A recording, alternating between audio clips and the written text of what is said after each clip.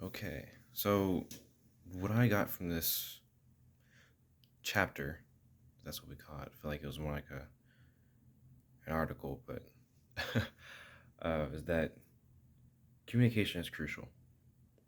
It emphasizes a lot on the different versions of communication, how it can be used, especially mostly in business, and the different kinds of communication, or I guess different models, as ways it's defined. Those models being transmission, interaction, and transaction.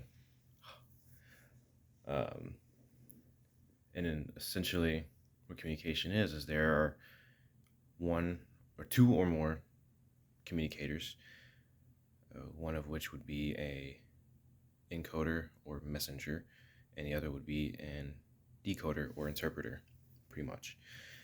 Uh, Messenger obviously sends the message. That message is what they're trying to communicate. What a messenger has to look out for is, or they have to take account for, is the audience, the message, and the meaning. I believe those are the three main things that I remember from the reading. Uh, and they take all those things into account, and then they send out their message. And once it reaches the ears or the eyes of the receiver, they internalize the message and then understand it. And the messenger has to hope that the reader not only understood the message, but understood the message and the meaning in the way they wanted them to. Right. Um, my five key takeaways. First of which was the three different models. That I had never really thought of communication in that way. Because to me, communication is just like, oh, it's always been an open two-way street, you know? But then when it talked about transmission, it kind of reminded me of when I get like lectures from my parents. That's a one-way street. My parents lecture the heck out of me for like 30 minutes or an hour straight, telling me all this stuff, giving me this big message and all these little details. And my responsibility as the listener is to understand the message and definitely don't make the same mistake again, right? uh, so that's kind of how I saw it for that, for transmission. And then interaction is like, if one of my classmates comes up to me and asks me, hey, what do you think of this paragraph in my essay? And they blabber on and read me the paragraph, and I read it myself and check the grammar, and then the feedback. That's and that's the form of interaction. And then transaction. That's the stuff I knew already, but I wouldn't have known that there were two other versions of communication if I hadn't read about those models, right? So that's the first key takeaway. The second is it emphasized a lot about what it can do for you in the business world, particularly in the version of success. A lot of jobs are looking for good communicators, people who work well with teams, which is essentially the same thing. Working well with a team, you have to be a good communicator. Um, so it looks really good on a resume. I've talked to my dad about it a few times. He always tells me like some of the first things I always put in there is uh, good conversation skills and the good ability to work with teams. Hence why my dad's a project manager and now a product manager. Uh, and in reading this also just reinforces that idea that I already understood. But it was still a key takeaway to me because it's always often talked about in every conversation that I have about business. So it honestly makes sense, right? But the next thing too is the ethics portion of it all. Is the morals, treating people the way you want to be treated, having good credibility, um, and things like that. That's the other big thing. Not only being able to communicate well with your peers or your coworkers or your bosses, but also showing them that you're a trustworthy person, that you're credible, that you're someone to come to in need of turmoil or anything like that. And I also learned about that from my father too, because when I hear him on his meetings, if he's like here still working at home, I can always hear him talking in this much softer, more clear and concise tone, and using language in a way that allows people to not only clearly understand what he says the first time, but then too will open them up in such a way that allows them to feel comfortable to not only ask more questions, but then to kind of carry on the conversation, make things a lot more productive, which then brings us into the problem solving part. I mean, communication in business is particularly a problem solving process, as far as I can understand it. My dad does the audits. I'm sure you know what an audit is. It's a long, long meeting of, usually it's unproductive, but in this case, we're going to assume that it's productive, in which they're solving problems. A lot of the times, like if my dad launches a new update for their portal, they have a long audit where they sit there all day and test the what do they call it? Their portal. They test their portal, and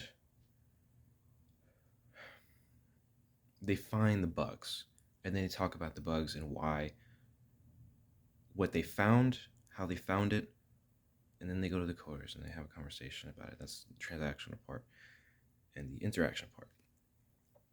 But communications is so crucial to problem solving in business. How many points is that? What was that? When I talk about ethics. Oh, I think the last ethic, or not the last ethic.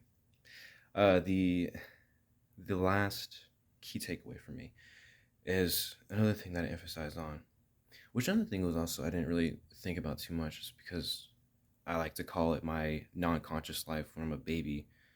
I was like from ages 1 to 4. I didn't really wake up mentally until I was like 4 years old, but I already knew how to talk by then. But it really talked about the fact that it was communication isn't something you're born with. It's not innate. You learn how to communicate through experiences and time and more interactions and more confrontations with people, and in writing too, and in reading as well.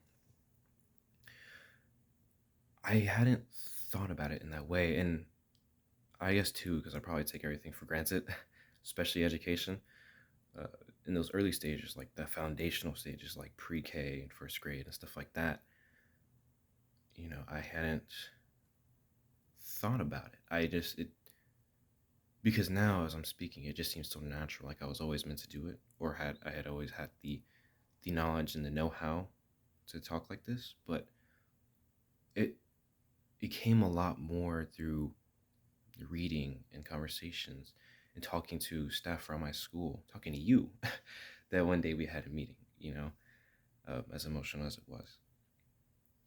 But I had never really thought about it in that way until that article opened my, well, let's not say opened my eyes, but adjusted my eyes to fixate on that specific idea. Um, Now I guess I have to get to, of the 5 key takeaways, which one intrigued me the most.